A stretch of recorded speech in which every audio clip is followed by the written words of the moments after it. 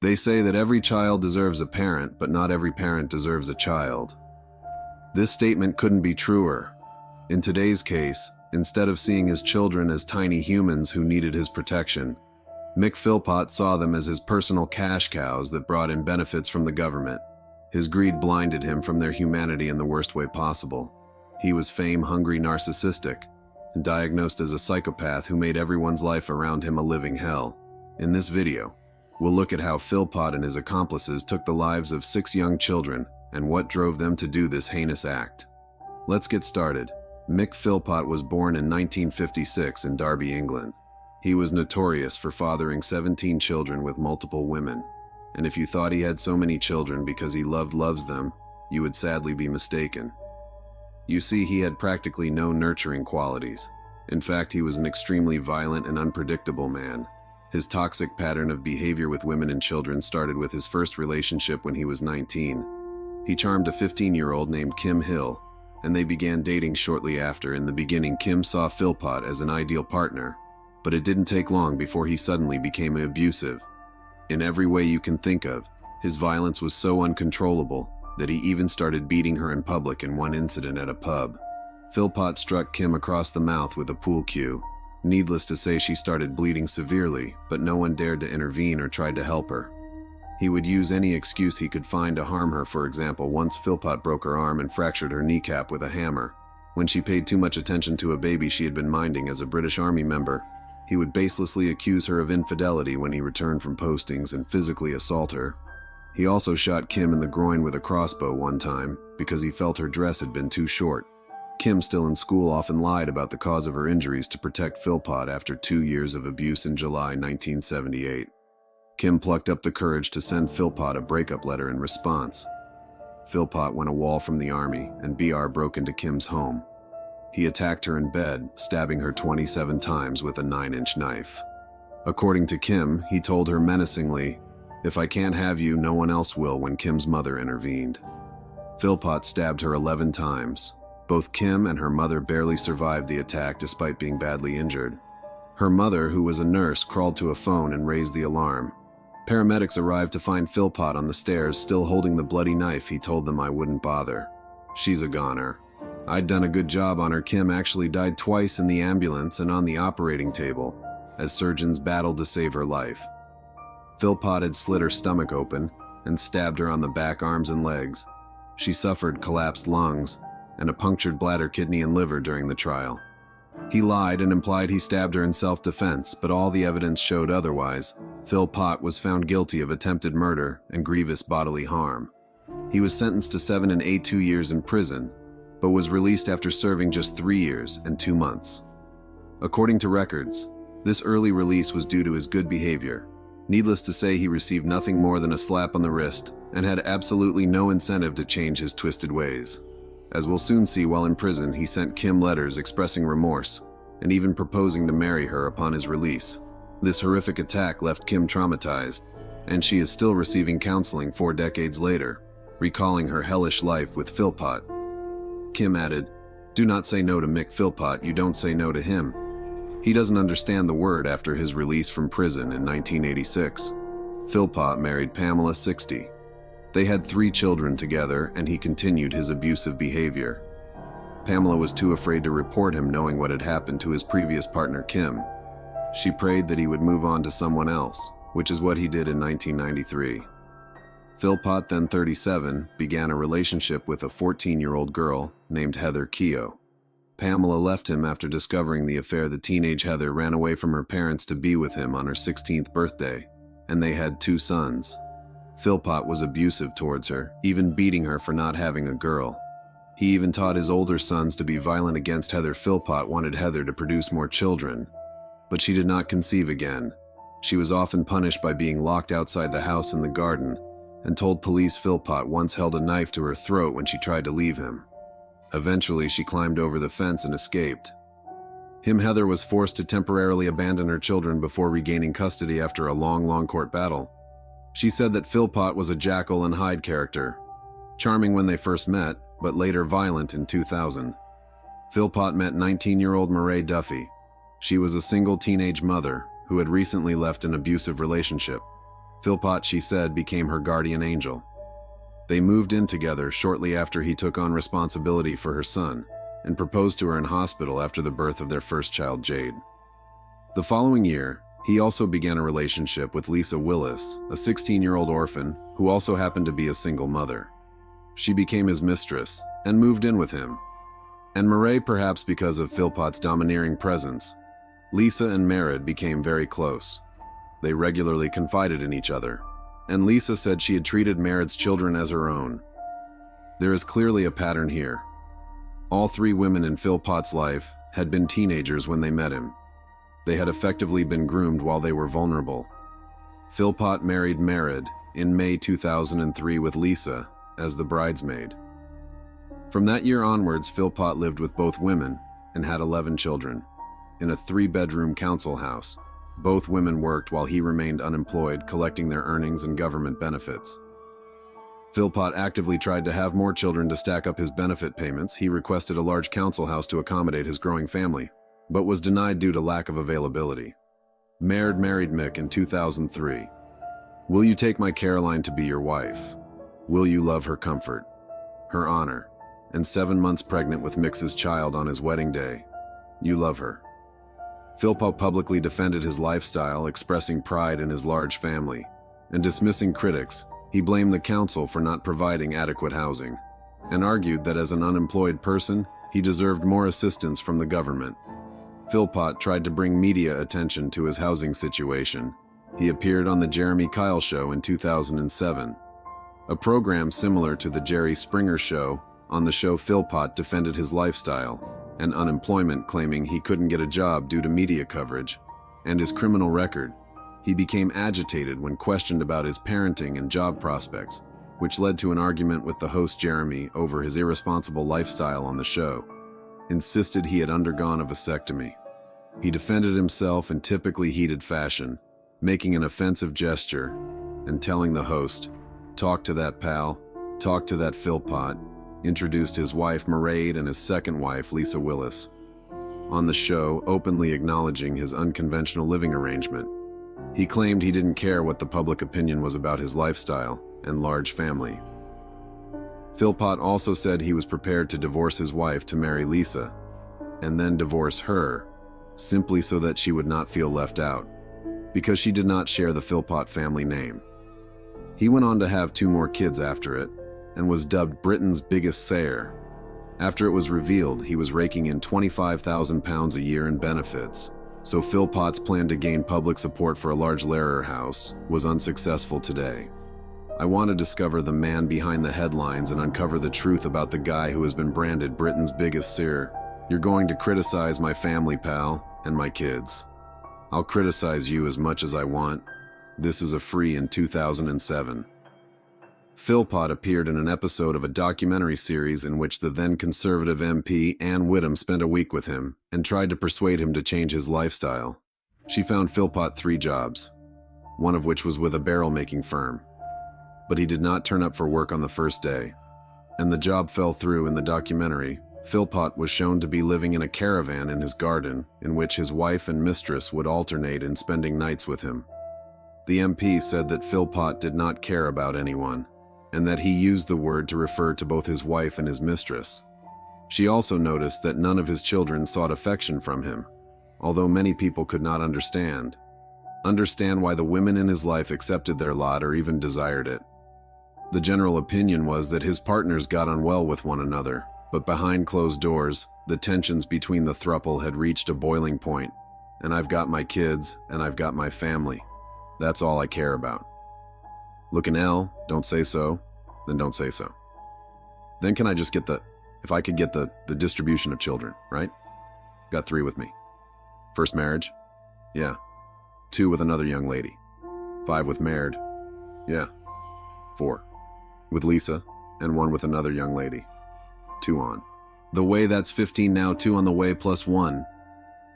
When I was in the armed services, which I've never met, he asked Murad to divorce him 3 times so he could marry Lisa in 2010. Philpott was given a police caution for slapping Merritt and dragging her outside by her hair. But he wasn't nice to Lisa either. Philpott hit her with a piece of wood, threw a hot cup of coffee at her, and prevented her from leaving the house or speaking with any men in February. 2012, Lisa had finally had enough of the toxic situation she was in. She decided to leave Philpott. She told Mared she was taking her 5 children swimming, but instead moved in with her sister. This was the only way she could leave without any confrontation. 3 months after Lisa left, Philpott was still seething with anger and entangled in a rough custody battle over their 5 children. So he, along with his wife Murad and a family friend named Paul Mosley, did the VS thing you can think of. They planned to burn down their home with their own children inside and frame Lisa for it. The arson was scheduled for the day before a custody hearing between Lisa and Philpott. He wanted his children back, motivated by his greed for more benefit payments and the potential to get an even bigger council house. The plan involved Philpott and Mosley putting gasoline into the mail slot and setting fire to the house. Then Philpott would swoop in and rescue his 6 children from the fire, making himself look like a heroic father, and win the custody battle. To say that this idea was misguided would be an understatement. On May 11, 2012 at 4 a.m., Philpott's plan to set fire to his house went tragically wrong. The fire spread much faster than anyone expected. It resulted in the deaths of 6 children. Jade, JN, Jack, Jesse, and Jaden died at the scene, while their half-brother Dwayne died in the hospital. 2 days later, all deaths were caused by excessive smoke inhalation fire. Investigators reported that temperatures in the upstairs bedrooms exceeded 500 degrees Celsius, leaving no chance of survival for anyone in those rooms. Police confirmed that the fire was deliberately started with petrol under the letterbox, classifying it as arson, and officially stating that 6 children had been murdered. I can't get Terror House we got the poli on the way. Have you any idea what's caused the fire?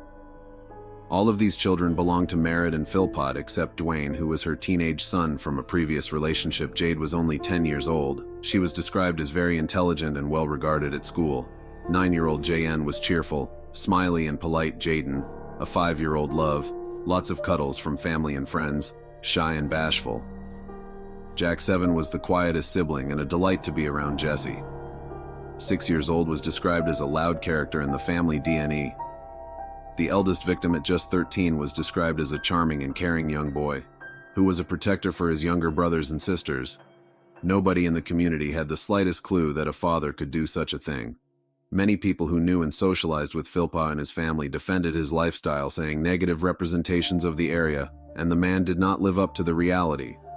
One local Bobby Sutherland was inspired to set up a charity to help pay for the funerals of the 6 children, whom he claimed Philpott loved desperately, fighting back tears as he stood in the street outside the fire-ravaged family home. He said at the time, "Yeah, they can slag him off, but he loved his kids. Yeah, you make mistakes, but you don't deserve that. Nobody deserves that." This shows just how good Philpott was at manipulating the people around him and maintaining his image as a good husband and father. At first, Lisa Willis and her brother-in-law were questioned, but they were quickly cleared of any suspicion. Meanwhile, witnesses reported that Philpott behaved strangely for someone who had recently lost several of his children and appeared to like the media attention. A mortuary manager said Philpott engaged in horseplay when he went to view his children's bodies, even putting a family liaison officer in a headlock during one visit. As part of their investigation, the police organized a press conference where Philpott and Mared spoke. During this conference, Philpott thanked various people for their support and announced their decision to donate Dwayne's organs to save the life of another child. He expressed gratitude for the community's response and requested privacy for his family, asking that all questions be directed to the police. This press conference actually increased police suspicions. Philpott's behavior was notably inappropriate, including flirting with a female police officer. She claimed that he called her gorgeous and inferred he would like her to come back to his hotel. And we can't express our gratitude to everybody that's been concerned with the case. What's been going on? I've actually been down to our home, and what we saw, we just can't believe. We grew up in a community that's had a lot of problems with violence and God knows what else, and to see this community to come together like the other is it's just too overwhelming. The police found forensic evidence linking the Philpotts to the crime. A discarded petrol container and glove had been found near the house, and in November, forensic investigators discovered that the clothes of the Philpotts and Mosley had petrol on them. For further information, they placed a recording device in the police vehicle and their hotel room. The recorded conversations revealed incriminating statements from Philpott, including him saying it was his fault they lost their children and family. He can be heard saying, "You definitely sticking with the story. I didn't mean to do it on my life." Plus, the recording captured Philpott watching Merritt perform a sexual act on Paul Mosley. Their accomplice Philpott was heard telling his wife, "I'm proud of you because you didn't want to do it. Tell me what you said to what you said about went to LS. Almost count how many times went to the LS. What you say about me trying to go in, you tried everything you could to get in. Like I said to him, I wanted to run through the flames up the stairs. What you crying when you saying it? How bad? Not really, really bad, but did cry. Circle my's gone, it's my fault. We lost our children. It's my fault we lost live with Poe children. It's my fault we lost, I should have seen it all coming. It is my foe. The fingerprint on the window. That's it. A few discrepancies. That's all it is. Momi shaky about, I said. We're going to go out for a drive at night. I can't remember saying that. Vicky said you were stoned. I didn't smoke in police interviews. Mosley said he had sex with Merritt over a snooker table hours before the fire broke out. It's believed this act was encouraged by Philpott to keep Mosley loyal to their cause. Philpott even admitted having 3 or 4 sexual encounters with his wife and co-defendant Paul Mosley. Not long after his children's deaths, these recordings, along with other evidence, such as an unused ladder found at the back of the house intended for the planned rescue, also implicated Philpott, Merritt, and Paul Mosley in the arson plot on May 28, 2012. Philpott and Merritt were arrested on suspicion of murder. They were formally charged with murder. 2 days later, on November 5, 2012, Paul Mosley was also arrested on suspicion of murder after forensic examination revealed petrol on his clothing. The trial heard that Mosley had been bragging to a number of people about being a suspect, including on internet at dating sites. Whatever Mosley's role, it seems that Philpott was keen to keep him on side, and police believe coercion may have been involved in December. Mosley's charge was reduced to manslaughter. The murder charges against Philpott and Merritt were also eventually downgraded to manslaughter. Evidence showed that while they didn't intend to kill their children, they planned to frame Lisa for endangering the family in order to gain custody of her children. Their motivation was not solely revenge. More children meant more benefit money, and potentially a larger house. On April 2, 2013, the couple, along with Paul Mosley, were found guilty of manslaughter for the deaths of the 6 children. Philpott received a life sentence with a minimum of 15 years in prison. Merritt and Paul Mosley each received 17-year sentences with a minimum of 8.5 years to be served. Merritt later appealed against her sentence, but judges ruled the original term reflected the immeasurable harm she had caused. Court of Appeal judges said petrol found on her clothes showed she had participated in setting the fire, which had not been a spur of the moment plan. She had also lied after her arrest, the judges said, and continued to hide the truth during her trial in her sentencing remarks. Mrs. Justice Thurl said it was clear the fire was Philpott's idea, but she said Mara's children died because she put her husband first. We therefore have come to the view that this sentence cannot be criticized. The judge was careful in reaching the conclusion she did. She gave very cogent and clear reasons for it. She assessed against her primary findings of fact the blameworthiness of Merritt Philpott and arrive at a sentence that reflected that very severe degree of blameworthiness, together with the immeasurable harm she had caused by the killing of her 6 children, for whom, like any other mother, she had an absolute responsibility. We have, after an examination of the circumstances and a careful consideration of the judges, come to the conclusion, without any hesitation, that this appeal must be dismissed. In November 2020, Merritt was released after serving half her term. She was eligible to be released on license and taken by convoy to a halfway house, according to a source for The Sun. Her convoy was like one given to a celebrity, rather than a mom who killed her 6 children. Merritt was also given a new identity for her protection. The Center for Crime Prevention described the release as appalling and called for killers to serve their full sentences for such crimes. Paul Mosley, too, was released from prison in May 2021 after serving half his sentence, but returned to prison in 2022 after breaching terms of parole. In November 2023, he was released again. The parole panel stated the panel was satisfied that imprisonment was no longer necessary for the protection of the public. So while Merritt and Mosley are free, Philpott is still in prison, completing his minimum sentence of 15 years. Philpott was characterized as a monster abusive to women and exploitative of the welfare system, who viewed children primarily as a source of income. Psychologist Glenn Wilson described Philpott as clinically a psychopath and exhibitionist with antisocial personality disorder. What did you think of this horrific case and everyone involved? Do you think their sentences were too light? Philpott definitely got way too lightly for his attempted murder charge in the 70s. Do you think these deaths were preventable had the justice system been harsher back then? Share your thoughts in the comments below. If you want more videos like this, please be sure to like the video, subscribe, and hit the notification bell so you don't miss out on more true crime videos. See you in the next one.